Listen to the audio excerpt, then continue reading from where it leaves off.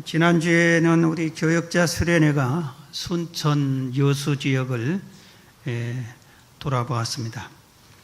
순천 기독교 문화관에 가면은 기독교의 역사가 호남 지역에 교회가 어떻게 세워졌는가를 잘 소개가 되어 있고, 특히 유진벨이라고 하는 우리가 잘 아는 인요한 목사님 그 일가가 3대째 이어오는 그 사역하는 것이 잘 소개가 되어 있었습니다.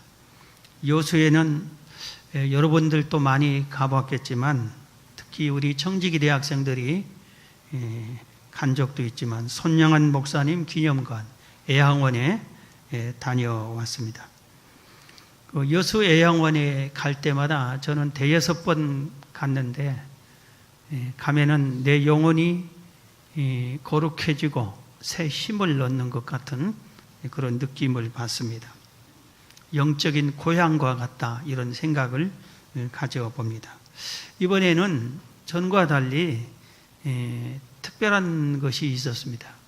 그 소개하는 손양은 목사님 기념관을 소개하는 한 분이 계시길래, 그분이 소개하는 가이드인 줄 알았어요. 우리 말고도 여러 팀들이 계속 하기 때문에 소개해 주는데, 알고 보니까 그분이 본인이 자기가 손양한 목사님의 셋째 아들이라고, 셋째 아들 손동길 목사님이세요. 손양한 목사님 순교하실 때 어머니 뱃속에 있는 유복자였는데, 지금 목사님이 되셔서 아버님의 그 기념관을 관리하는 것 같았습니다. 그분이 소개하면서 또 몰랐던 한 가지를 가르쳐 주셨는데, 손영한 목사님이 본명이 아니었대요. 본명은 손연준 목사님이신데, 애양원에 오실 때 내가 이 나병 환자들이 있는 이 애양원에 내 몸을 바치겠다, 충성하고 헌신하고 이들을 사랑하겠다, 이런 마음에 이름까지 애양원의 그 양원이를 이름을 바꿨답니다. 그래서 손양원, 이렇게. 저는 여태까지 이 손양원 목사님이 본명인 줄 알았어요. 이 목사님이 국가적으로도 애국적인 일을 했기 때문에 대통령 훈장도 받으셨더라고요. 훈장에 보니까 이름은 손연준으로 그렇게 된 것을 보았습니다. 우리가 잘 아는 대로 이 손양원 목사님은 자기 두 아들이 공산당에 의해서 죽임을 당합니다. 기독교 활동, 전도 활동을 한다고 공산당에 의해서 죽임을 당합니다. 두 아들이 죽은 이 장례식 때 우리가 잘 아는 유명한 7가지 감사를 장례식에 참여한 분들에게 답사로 그렇게 말씀을 합니다. 나 같은 죄인의 가정에 순교자의 자식이 나왔으니 감사하나이다. 하나들도 귀한데 두 아들이 순교되었으니 더욱 감사합니다. 미국 유학 가려던 아들 천국 먼저 갔으니 감사합니다. 6남매 중 똑똑한 두 아들이 먼저 갔으니 감사합니다. 전도하다 총살 순교 당했으니 감사합니다.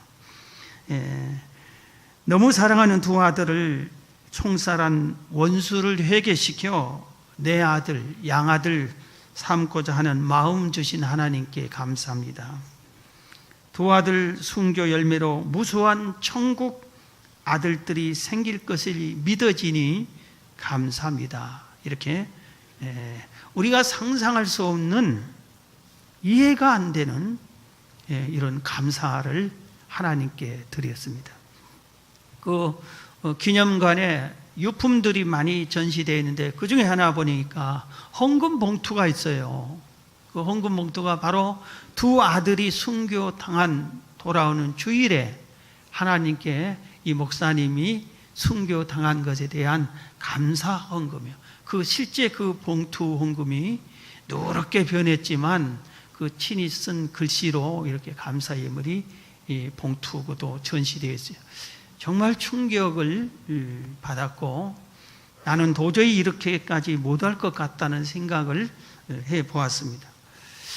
도대체 이 손영한 목사님에게 이런 감사가 나오는 어디서 이런 감사가 나왔을까?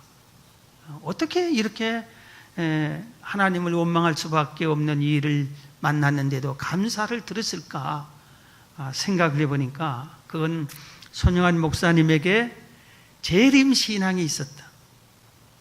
종말 신앙이 있었다. 이겁니다. 예수님이 곧 재림하고 이 세상에 종말이 있고 말세가 있다. 천국을 믿는 천국 신앙에서 이런 감사가 나왔다. 이렇게 생각이 들었습니다. 이 목사님은 실제로 예수님을 재림을 너무 사모했습니다. 그리고 늘 고대했습니다. 그래서 이분이 가장 즐겨 부르는 찬송을 자기가 직접 작사했어요. 주님 고대가 7절까지인가 거기에 있어요. 낮에나 밤에나 눈물 머금고 내 주님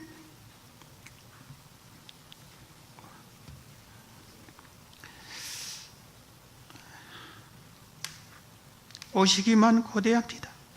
가실 때 다시 오마 하신 예수님, 오 주여 언제 나오시렵니까? 마지막 절에 이게 있습니다. 오 주여 이 시간에 오시옵소서.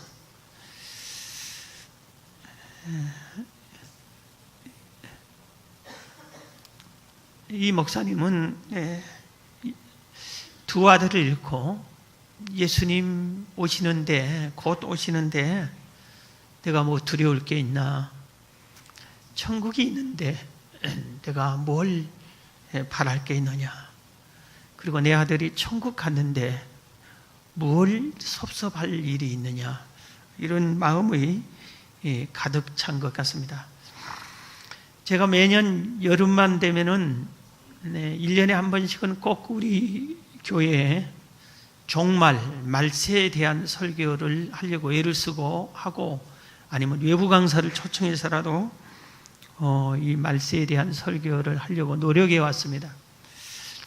그 이유는 목사 전도사 시절, 교회를 개척하고 전도사 시절에 기도원에 가서 자주 찾아가 엎드려 기도하는데, 오늘 한 주간 기도하는데 주님께서 너는 어디 가든지 천국과 말세에 대해서 외쳐라, 이 말씀을 전해 주셔서 제가 다른 곳에 가서 복음을 전할 때에 부흥회를 인도한다면은 꼭 이 말씀을 전하고, 우리 교회에서 자체 부흥회를 매년 제가 인도하지만 꼭 이 말씀을 전하려고 애를 썼습니다.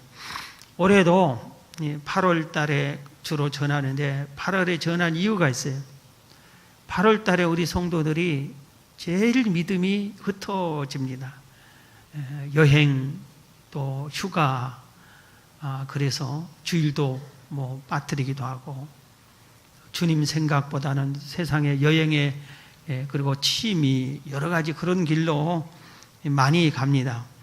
그래서 주님을 생각하라고 이 말씀을 주로 8월에 전하는데, 오늘 본문도 예수님의 재림, 종말에 대해서 예수님을 가장 사랑했던 수제자 베드로가 오늘 이 말씀을 전합니다. 베드로 후서의 오늘 본문의 말씀이 베드로가 우리에게 주신 말씀입니다.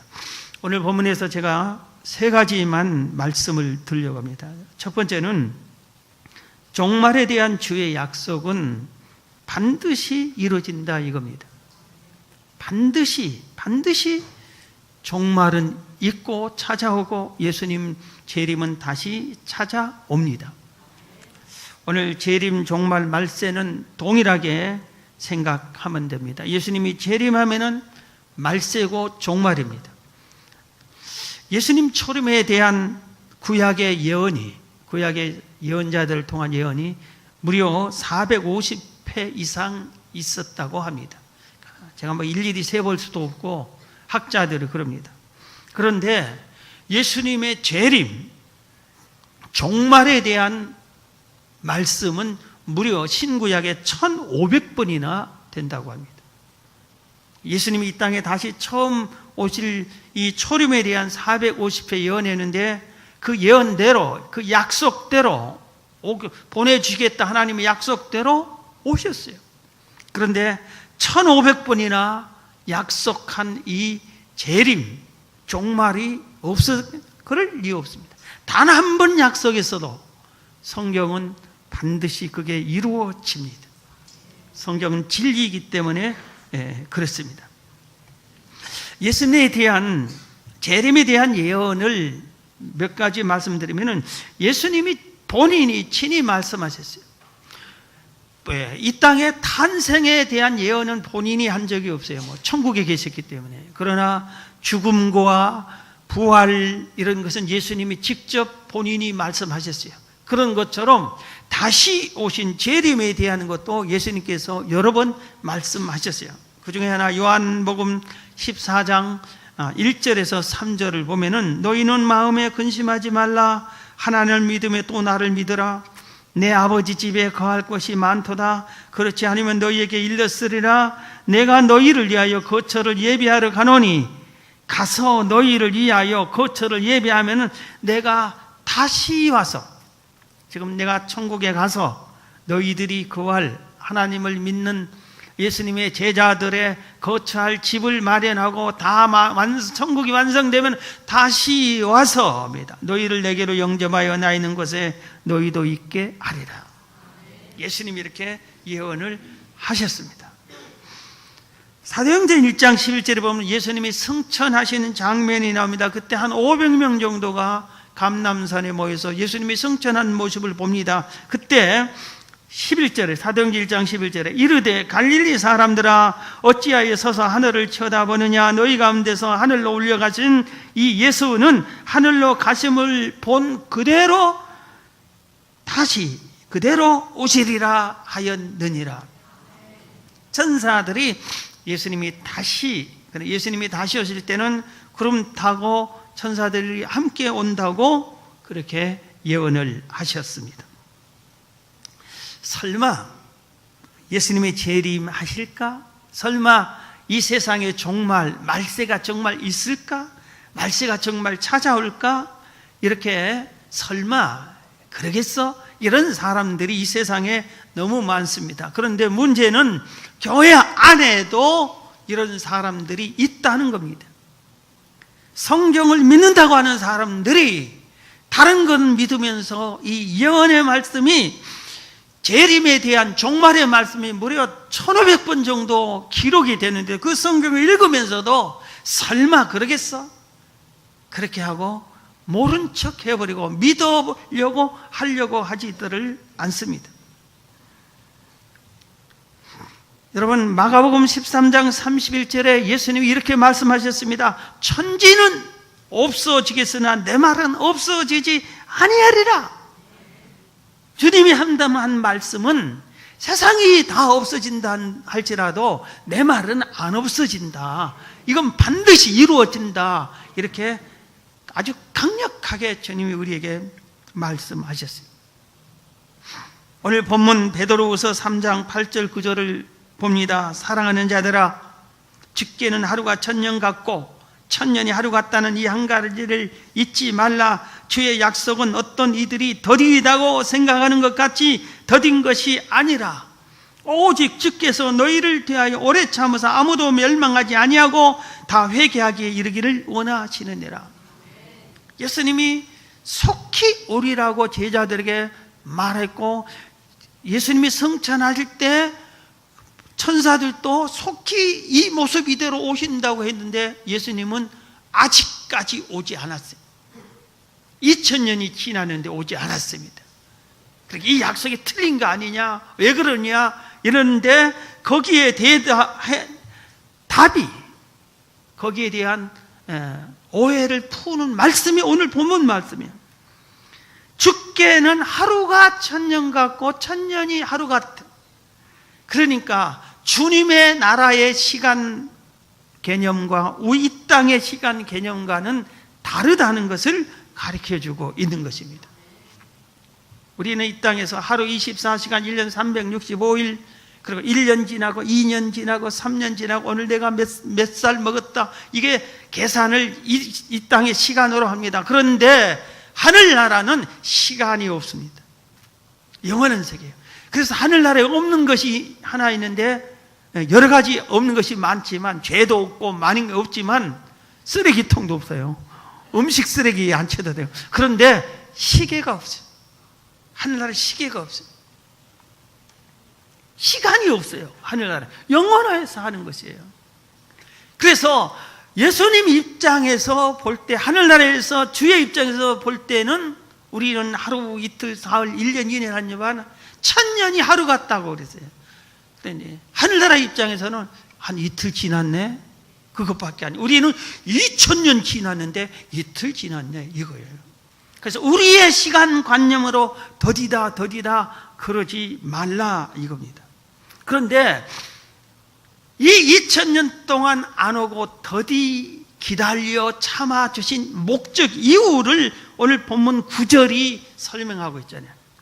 9절 방금 제가 다시 읽어드릴게요. 주의 약속은 어떤 이들이 더디다고 생각하는 것이 더딘 것이 아니라 오직 주께서 너희를 대하여 오래 참으사 아무도 멸망하지 아니하고 다 회개하게 이르기를 원하시느니라 그랬어요. 자, 물어볼게요. 여러분, 언제 예수 믿었어요? 언제 예수님을 영접했어? 언제 구원의 확신을 얻었어요? 그런데 여러분이 예수 믿기 전에 예수님이 오셨으면 어떻게 됐어요? 여러분이 어떻게 됐어요? 예수님, 내가 예수 믿기 전에 오셔버렸다면 나는 구원받지 못하잖아요. 천국 가지 못하잖아요. 참아주셨기 때문에 내가 구원받고 천국 가잖아요. 그런 것처럼 지금도 참아준 것은 우리가 사랑하는 가족, 믿지 않는 친구, 이웃, 그 사람들이 구원받기를 원해서 기다려주는 것이라 이렇게 말씀한 겁니다. 주님이 생각이 없어서 잊어버려서가 아니라 우리를 사랑하기 때문에. 그래서 우리가 사랑하는 불신, 가족, 친구, 이웃, 동료, 모든 사람들을 다 예수 믿게 믿을 때까지를 기다려주는 겁니다. 이걸 언제까지 기다릴지 아무도 모르는 겁니다. 그래서 우리는 주님 오시기 전에, 전도는 주님 오시기 전에만 해야지, 오신 후에는 전도할 필요도 없고 해도 소용없어요. 오신 후에 믿겠다고 하는 사람은 소용이 없어요. 오신 후에는 다 믿겠다 하겠죠. 그러나 소용이 없어요. 그래서 오시기 전에, 빨리 재림하시기 전에 우리는 복음을 전해야 됩니다. 사랑하는 성도 여러분이 사랑하는 사람들을 속히 주님 오시기 전에 전하는, 복음을 전하는 여러분 되길 주의 이름으로 축원합니다. 오늘 본문이 주는 두 번째 교훈은 종말은, 예수님이 이름은 도둑같이 온다고 가르쳐 줍니다. 도둑이 우리에게 오는 것은 시간과 때와 방법을 모릅니다. 우리는 모릅니다. 그러니까 도둑 맞습니다. 언제 올 줄 알았으면 우리가 그날 그 시간에 딱 지키고 있으면 되지. 그런데 도둑은 도둑질하러 가겠다고 아무에게도 얘기하지 않고 언제 온지 모르게 딱 와서 도둑질에 가는 겁니다. 예수님이 이 땅에 오실 때 모습은 성경이 기록해 놨어요. 데살로니가전서 4장 16절에 보면 주께서 호령과 천사장의 소리와 하나님의 나팔 소리로 친히 하늘로부터 강림하시리니 죽은 자들이 먼저 일어나고 그 후에 살아남은 자들도 그들과 함께 구름 속으로 끌어올려 공중에서 주를 영접하게 하시리니 그랬어요. 주님이 이 땅에 오실 때는 아주 영광스러운 모습으로 승리자로 천사들을 대동하고 호령과 나팔 소리와 모든 음악 소리와 성가대의 찬양 소리와 함께 이 땅에 영광스럽게 딱 오신다고 성경은 가르쳐 줍니다. 그런데 언제 오실지는 가르쳐 주지 않아요. 그런데 예수님이 이 땅에 공중에 먼저 딱 오셔요. 오시면은 두 가지 놀라운 사건이 벌어집니다. 하나는 죽은 자들이 부활합니다. 모든 사람들이 다 부활해요. 그리고 산 사람들이 부활체로 변화를 받습니다. 살아있는 우리가 이 육체 이대로 예수님을 만나는 게 아니라 부활체로 변화를 받습니다. 그리고 나서 심판을 받아서 모두 다 부활을 시켜서 천국과 지옥으로 심판을 딱 하게 됩니다. 이게 최후의 심판이라고 그래요. 이건 마지막 심판. 이게 나타나는 거예요. 우리가 부활이 무슨 부활 그런데 예수님이 부활의 첫 열매라고 성경은 가르쳐 주셨죠. 예수님이 부활하셨잖아요. 우리도 부활을 한다 이겁니다. 성경은 우리도 부활한다고 분명하게 가르쳐 주고 있습니다. 여러분 다 부활합니다. 예수 못 믿어도 부활해. 심판하기 위해서. 안 믿어도 부활시켜. 다 부활시켜요. 두 번째는 또 무슨 놀라운 사건이 나타나냐면은 지금 우리가 살고 있는 이 땅과 바다와 하늘과 모든 것들이 사라집니다. 다 사라지고 새 하늘과 새 땅이 나타납니다. 오늘 본문 10절을 먼저 봅니다. 그러나 주의 날이 도둑같이 오리니 그날에는 하늘이 큰 소리로 떠나가고 우리 하늘이 없어지고 지금 보이는 하늘이 없어지고 물질이 뜨거운 불에 풀어지고 이 지구 덩어리가 풀어지고 땅과 그 중에 있는 모든 일이 드러나리로다. 13절 우리는 그의 약속대로 의가 있는 것인 새하늘과 새 땅을 바라보도다. 새하늘과 새 땅. 그래서 우리가 예수님이 재림하면 말세가 되면은 지구가 폭발해 버려요. 없어져요. 사라져. 하늘이 사라져. 이 땅 지금 우리가 살았던 그동안 수천 년에 살았던 하나님이 천지를 창조한 이후에 그동안 살았던 모든 지구가 사라져 버려요. 여러분 집이 없어져요. 여러분 고향이 없어져 버려요. 다 사라져. 그리고 새하늘과 새 땅을 바라본다고 했죠. 새하늘과 새 땅만 여기는 소개했지만 사실 또 하나 있어요. 지옥이 있습니다. 지옥이 보입니다. 새하늘과 새 땅과 지옥 둘로 나누어지게 되는 겁니다. 그런데 도둑같이 오겠다고 주님이 말씀하시고 성경이 오늘 본문도 말씀하셨는데 도둑같이 오기 전에 예수님이 이 재림에 대한 것을 말씀하시니까 제자들이 자꾸 물어봤어요. 언제 오시렵니까? 언제 말세가 됩니까? 언제 재림합니까? 이렇게 할 때 예수님께서 이렇게 말했어요. 아무도 모른다. 그런데 이런 징조가 있다 하고 징조를 말씀했습니다. 징조. 마태복음 24장, 누가복음 21장, 디모데후서 3장은 예수님이 이 땅에 오시기 전에 징조를 기록한 성경 말씀들입니다. 다시 읽어드릴게요. 집에 가서 읽어보세요. 마태복음 24장, 누가복음 21장, 디모데후서 3장은 예수님의 징조를 기록해 놨어요. 이걸 핵심 몇 가지 구분하면은 첫 번째는 말세에는 예수님 재림 직전에는 이단 사이비가 미혹할 거다. 내가 하나님이다. 내가 재림 예수다 한 사람들이 내가 교주다. 내가 영생자다. 내가 감람나무다. 이런 사람들이 많을 것이다. 미혹받지 말라 그랬어요. 그래서 말세는 신천지 이만희니 문선명이니 박태선이니 장길자 내가 여자 하나님이니 이런 사람들이 많게 됐어요. 우리나라에만 한때 29명이라고 했는데 더 많아졌는지 모르죠.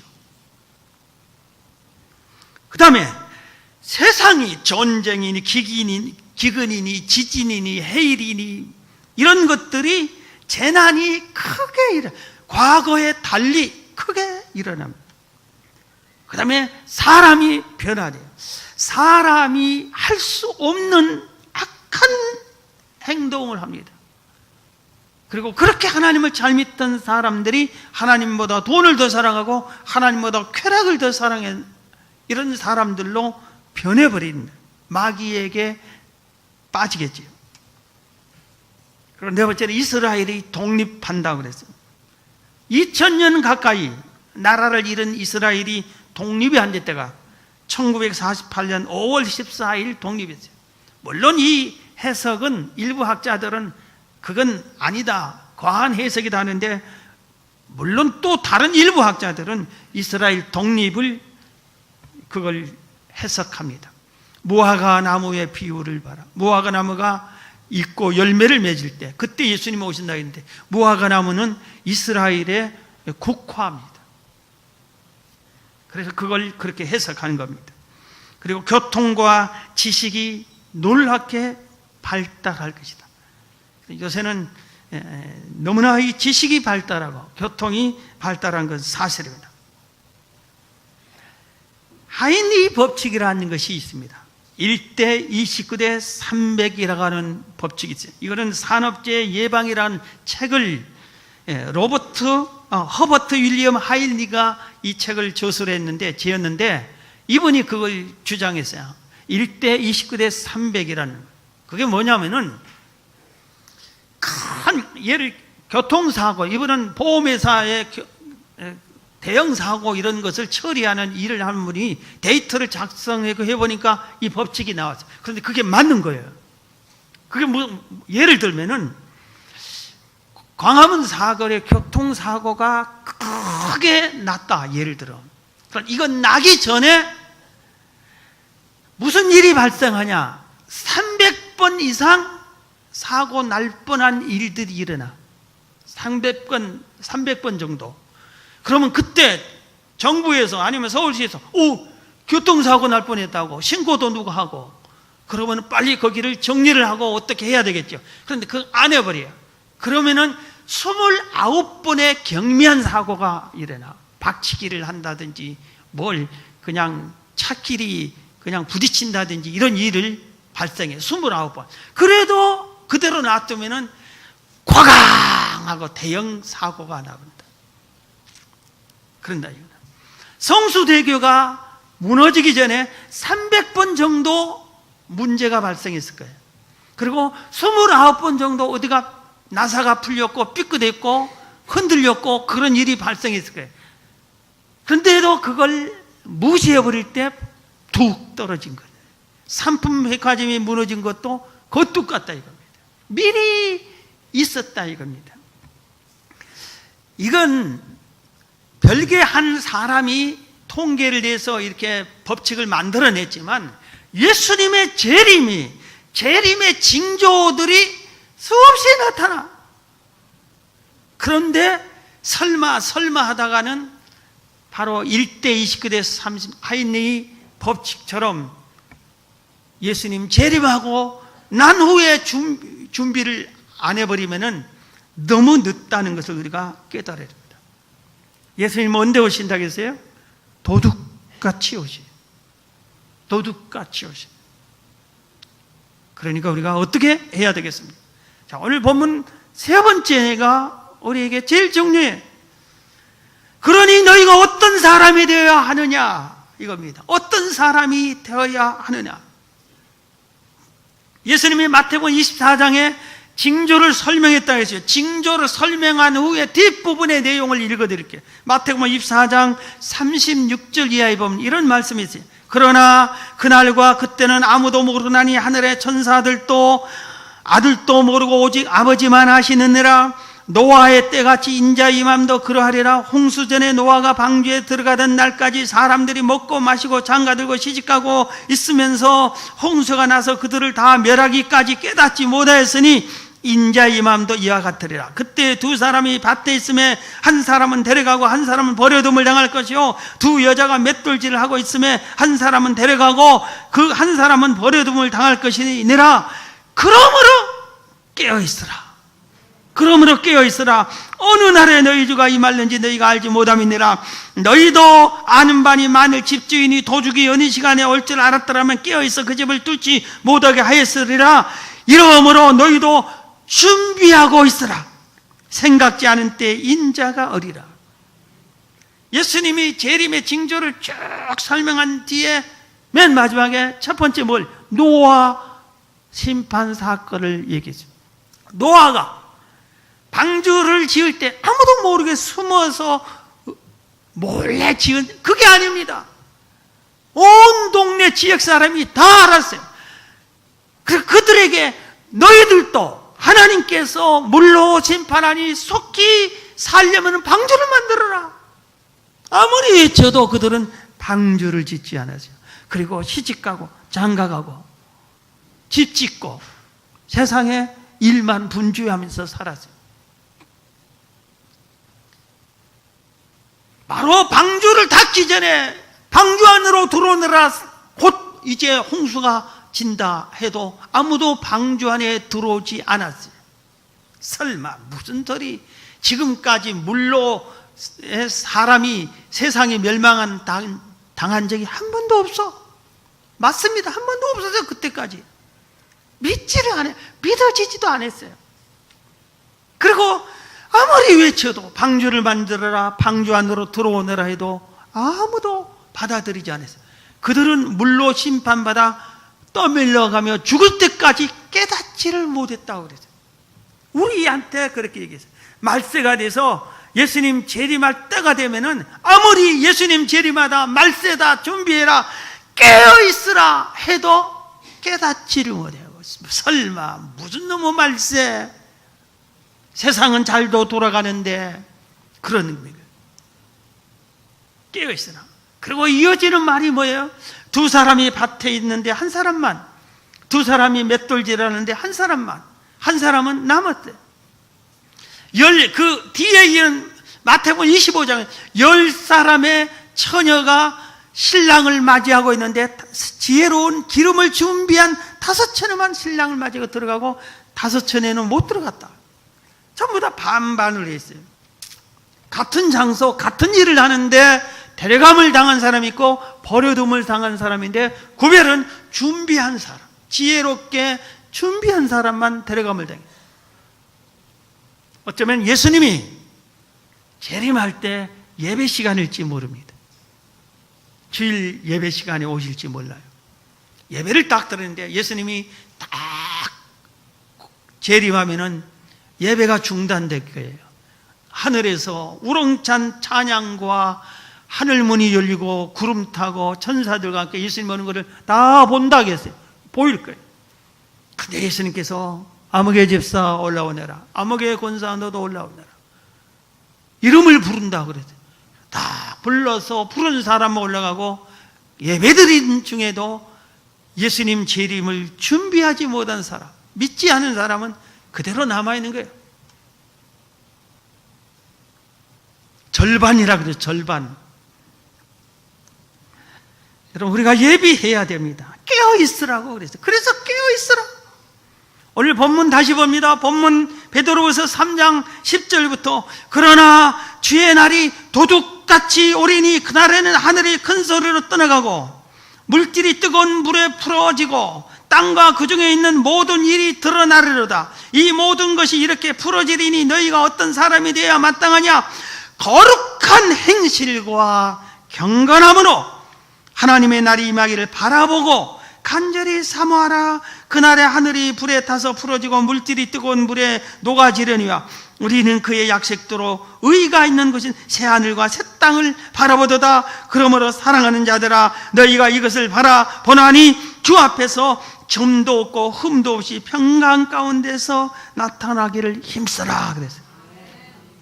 주님 곧 오니까 어떻게 하라고? 11절은 거룩하고 경건하게 살다가 준비해라. 거룩함과 경건함으로 살라고 해서 준비가 그렇게 하는 거예요. 그 다음에 12절은 주의 재림을 사모하라. 사모하라.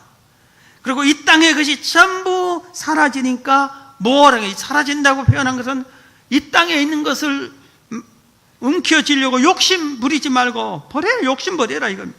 그리고 13절은 새하늘과 새 땅 천국을 바라보고 살아라. 14절 심판하니까 점도 흠도 없이 주의 심판 답에 서도록 준비하라.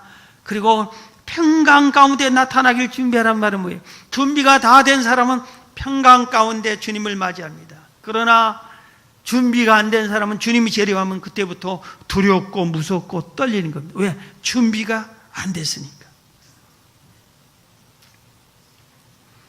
이번에 제주 선교에서 우리 청년들 그리고 학생들에게 설교 내용 중에 중간에 이 재림에 대한 내용이 있어서 지금 당장 손들어 봅시다. 예수님이 이 시간 즉시 왔으면, 이 시간에 오늘 즉시 왔으면 좋겠습니다. 첫 번째. 두 번째, 나 결혼한 후에, 청년들이니까 내가 성공한 후에 좀 세상에 살다가 왔으면 좋겠습니다. 두 번째. 세 번째, 나 죽은 후에, 나 살아생전은 오지 마세요. 죽은 후에 왔으면 좋겠습니다. 손 들라겠어요. 어느 편에 손이 제일로 많이 들었을까요? 지금 우리 한번 해볼까요? 똑같이 지금 이 시간에 오면 좋겠습니다. 아니면 내 자식 결혼 다 시키고 성공하고 나 살 만큼 살고 즐길 만큼 즐긴 후에 오세요. 아니면 나 죽었을 때 오세요. 셋 중에 어느 것입니까? 제가 깜짝 놀랐어요. 세상이 변해서. 제가 중고등부를 맡은, 전도 신학생 시절에 중고등부를 맡았던 시절에 그 중고등부 학생 설교 시간에도 물어본 적이 있어요.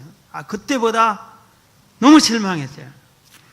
지금 당장 옷이 없어서 한 청년 학생들은 서너 명밖에 안 돼요. 대부분이 나 성공한 후에, 아니면 나 죽은 후에. 자, 죽은 후에가 제일 많아. 오지 말아요. 오지 마세요, 제발. 제발 오지 마세요, 지금. 우리도 그렇습니까? 아까 선영원 목사님은 어서 오십시오. 주여, 어서 오십시오. 어서 오시라고 고대하고 사모했어요. 오늘 본문도 제발 그 날을 사모하라, 사모하라, 사모하라. 기다리라, 기다리라, 기다리라.